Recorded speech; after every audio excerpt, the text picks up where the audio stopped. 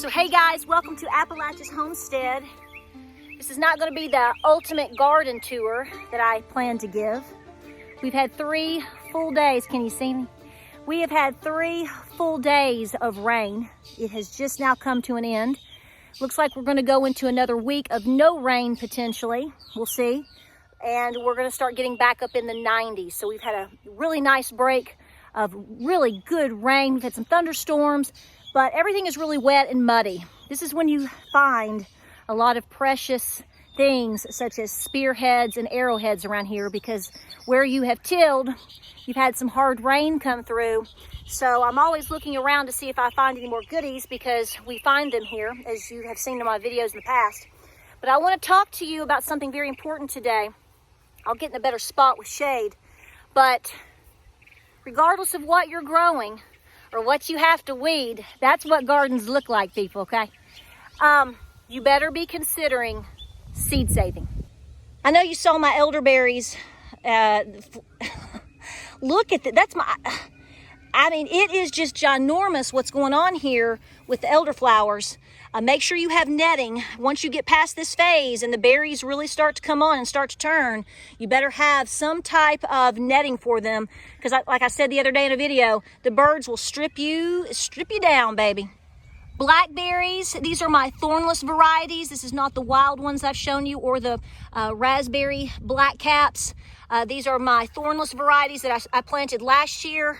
Starting to get a little bit of a turning action there, really taking off. And of course, wherever I need to, I add these clips. You've seen that before. They're wonderful. Beginning to see a lot of nice bulbing on some of my onions. I've got to get in here and work starting tomorrow once it starts drying up a little bit, clean things up. I got to pull weeds. It's part of it, folks. This is what we do, but the onions are coming on great. I spy with my little eye some stir fry with squash. All right, look at that. Still going strong. All potatoes in all varieties, in all forms that we're growing them, which is in typical ground with hills that we've tilled. Then we have them here in the 5-gallon buckets. Can you get, I mean, look at this. This is as tall as my shoulder. And then of course in the lasagna garden. So we're not ready to completely dump them and find out, but we're getting there. So I'm going to take you up to the big garden, and I'm going to show you something very specific that I'm going to be talking about. Yes, you're going to see weeds, okay? I mean, we have weeds. It's a garden, and I have to work on it, and we've had rain. So don't think you're walking into an Instagram situation, because no one really is in reality. But anyway, just want to say that. I want to make people feel good and people feel normal. You know, I like to look at Instagram too, but my point is you know as well as I do, a lot of things that you see, you know, it's just not how we roll sometimes. And, you know, gardening is a continual maintenance. We're not anywhere near harvest, but we have to have maintenance. And so that's what we have to do when this rain passes. So this is what I'm noticing. I'm going to cut to the chase. I am telling you, I am stressing to you, and I have said this on videos, and we've done videos on seed saving in the past. Talked about how this year I was going to be focusing on seed saving, and that is my thought process. And the reason I'm saying that to you is because I have had further enlightenment in that we have a problem.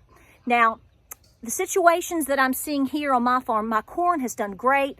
My green beans are doing great. Potatoes are doing great. But I am seeing a difference between what I personally have seed saved from and planted versus what I have bought and planted. I bet you can guess what's coming up versus what is not. This is why I'm telling you, before I walk away from this shot, please make sure that you are planning to seed save from a portion of what you are growing. There's lots of materials on that. I have videos on that. I recommend the book Seed to Seed. I've been told it's sold out on Amazon. I haven't looked yet at this moment, but if you can get your hands on that or go get it from your library, whatever you need to do, Seed to Seed is the #1 book that I'm going to recommend for you because it's awesome. So I don't know if you've seen this or not. I have seen it. I have a news article on it. In fact, one of you fine folks out there sent me a message asking what to do, because what you're seeing, what happened in Omaha, Nebraska, 2 days ago roughly, they had a huge hailstorm come through. This is why we stress to you, and I will say, this has nothing to do with hard times. This is about being smart. You are not guaranteed anything anytime you farm or garden. You're not guaranteed that the cow is going to cooperate with you so that you can milk her. You are not guaranteed that the doe will survive pregnancy so that she will produce goat kids and give milk to you and her babies. You are not guaranteed anything. So even if you just look at it from the perspective of gardening, homesteading, farming, there's a lot of risk. It's nice to have backups prior to these things happening to you, because that's what smart people do. This is why I tell you over and over, and have told you over and over for years, make sure your pantry is stocked. Make sure you have medications that you need. You know the thing, right? You know the deal. But it is more imperative to show you why. Number one would be, what if a hailstorm? I've said this. What if a hailstorm or tornado comes through? Just because it's summer and just because it's beautiful doesn't mean bad things aren't going to happen weather-wise. You could have a monsoon come through and just literally wipe you on out. Happens every day to people. So if you are a seasoned farmer, homesteader, gardener, or whether you are brand new this year, do you have a backup plan for your food and for the resources that you are trying to procure and harvest to sustain you or sustain your farm? Because you're not guaranteed anything. So look at this example right now with what's going on, what happened in Nebraska, which is tragic. Huge hailstorm came through. Somebody asked me, what should they do? You're looking at houses losing, the siding is just pelted off. I'll link the article below, okay? You can check it out. Incredible. But we had this happen here in East Tennessee in the Southeast in 2011. Y'all remember that? April 27th, 2011. I had not planted my garden yet, and I was kicking myself because I was late. I can't be late. And I was late. Then we had these storms come through, thousands upon thousands of homes critically damaged by hail. We had damaged our cars, damaged our roofs. It was incredible. A lot of you experienced this in the Southeast. My point is, all the people that I knew that already had their gardens planted lost every bit of it. Now, a backyard gardener, but what if it's crops of corn and big harvests, big things? They get lost in storms. You can't always replant. It depends on when it happens, and it depends on your climate. So if you're going to apply that to an individual family situation, what are the best things that you can do? Well, of course, I'm going to encourage people to pick right back up and replant what they can. You got to keep trying. But if you can walk down the hall and go into a pantry that you have backed up with the corn, the beans, the tomato sauces, all of these things because you're doing your due diligence, you're not going to feel the same pain that those that have not. Remember this. Now, come on, breeze, because it's getting humid. Here's the next thing I want to remind you. Take advantage of volunteers. This is why I tell you to rip up that lame landscaping material that you're using in your gardens.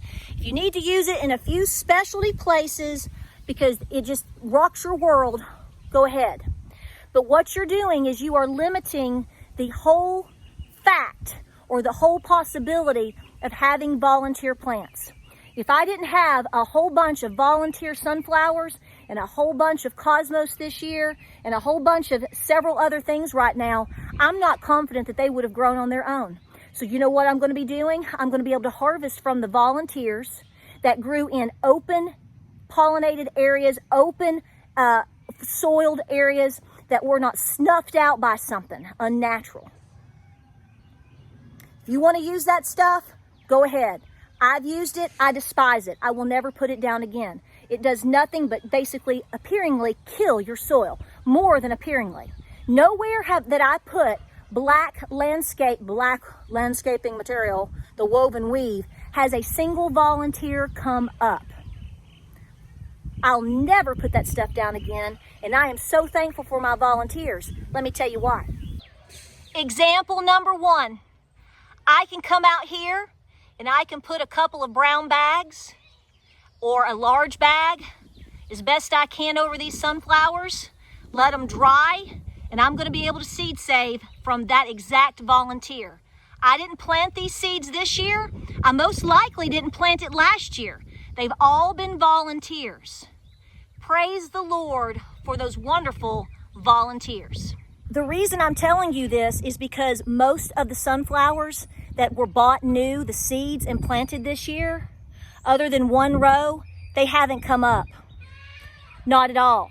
The seeds that have come up were from sunflower seeds that I have personally seed saved from in the past, or from my volunteers.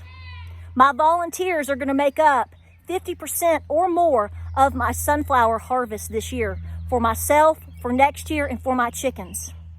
Think about that. Let me show you a situation I've got going on with beans. This is not supposed to be here.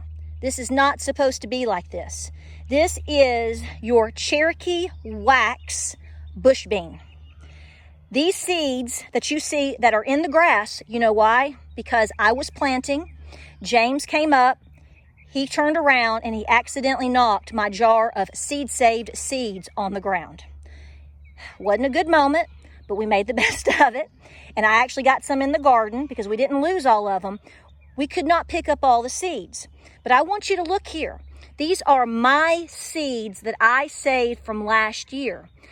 They just landed in the ground, honey. We're going to let them grow. We're going to mow around this when we finally mow, because who knows when we'll mow because of, gas prices. But my point is, these haven't been fertilized. These haven't been loved on. They are growing all on their own. Now, believe it or not, it doesn't look too bad on this side. We actually tilled and hilled the other day before all the storms hit. But you see all this right here? Walk with me. This is the rest of the seeds that I was able to save from last year. And we got to get in here and get this up. But every one of them have come up. This is my seed from last year. And if you're hearing some goat drama in the back, it's feeding time. And look, it keeps going and then it stops. It stops. There's no more. My point here is my row had to stop here and could not finish because my seeds were all on the ground where my husband accidentally knocked them over. So when I was planting this area, I thought, oh, here's a thought.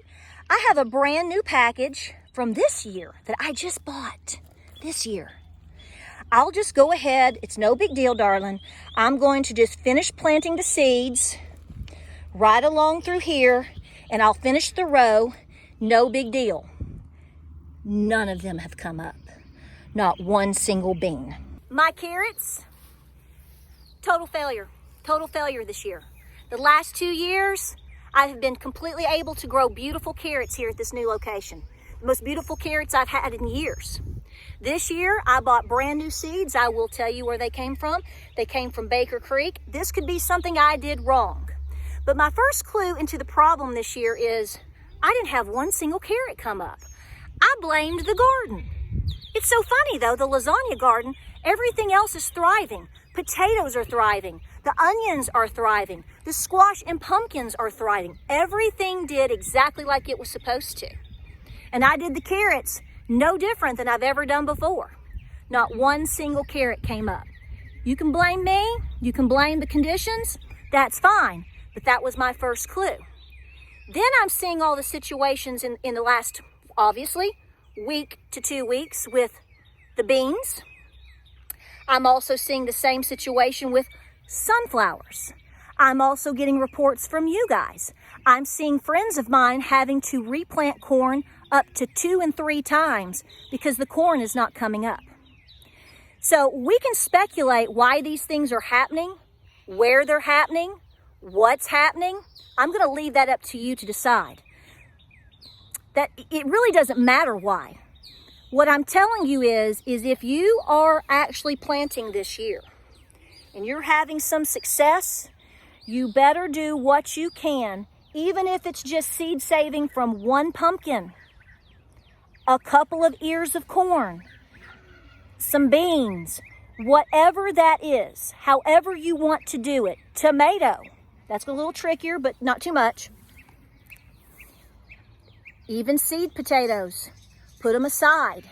You need to make sure that you have a backup for your backups. I tell you to buy seeds, important. But more importantly, like I've said for many years, you better learn how to seed save. And I don't know if it's just something in the water or if something is going on. Now, I'm still doing good. I've got my Roma 2s are coming up. My Anasazis are coming up. I've got plenty of potatoes that are going to be harvested here in a few weeks. I do have sunflowers. That's going to be enough. I mean, don't get me wrong. This is why you kind of go, you overshoot your goal. You know, you overshoot your goal because you hope for a bumper crop and you want to seed save. And the years that you get bumper crops are the years you take advantage of putting that away. Because, guys, there is no guarantee. So walk with me. This is all Bright Lights Orange Cosmos. This is their third season. They are just now starting to, look at this. Is this not the most beautiful thing? This is where my bees are. This is where my bees go. Check that out, y'all.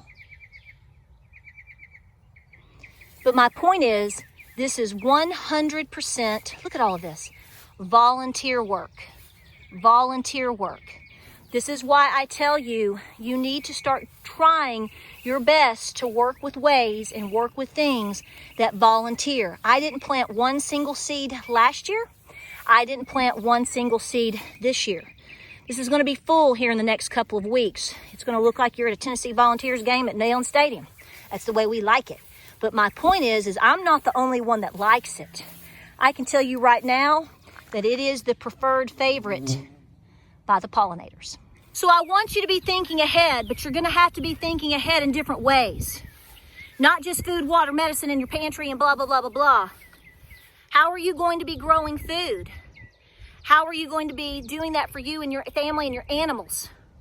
I'm extending gardens up here, fencing it off, putting in a gate, and I'm putting in nothing but beans. I'm gonna have beans, beans, beans to seed save from and to feed the plants for my animals to graze on in the late fall. It takes thought process and it takes planning. That's why I'm making this video, because I know a lot of you, your gardens are starting to come in like this, and you look around and without hesitation, it's normal to get excited and to get a little bit greedy. I'm telling you right now, be greedy in the sense of you can't just eat it now. Don't just put it all in the jars. Make sure that you are doing your best to let some come back, doing your best to seed save. It's going to be imperative for next year and who knows how long after that. One last thought, just to add to it, since we're talking about loss. Garden predators can knock you out, take your lunch money. I have been fortunate so far that I'm coming. The rabbits tried to take out my sweet potatoes. Knock on poison ivy over here, they've come back. But that's not a guarantee. This is why you have sweet potatoes in jars on the shelf. So real quick, before we conclude the video, I want to show you here, I have a video on this. It's got more details than what I'm going to tell you right now. I want you to see your wild blackberries versus, you see this right here? Those are your black raspberries or your black caps. A lot of y'all are just loving these. Y'all, they're so good. These are still turning, but you can see how different they look. The stems are different, the leaves are different, how they are compacted are different, and of course the telltale is the shape of the berry. And when you pop those little caps off, see, it looks like a little toboggan right there. Okay, everybody's fed, quiet, happy, packed away for the night. We're glistening. Appreciate you being here. This has been on my mind for a day or two. I'm getting a lot of comments by a lot of you folks out there, emails from friends and calls, and I'm seeing some weird things here. Maybe it's just all coincidence. I don't know. But if I were you and you were me, I'd make sure my pantry is full, and I'd make sure that I'm seed saving from my own good stock of heirloom seeds And I'd put some away. Might save you in a rainy day, obviously. We'll see you on the next video. Like, subscribe, share. Thank you, thank you, thank you. Stay safe out there. Stay very, very busy. And honey, we will see you on the next video.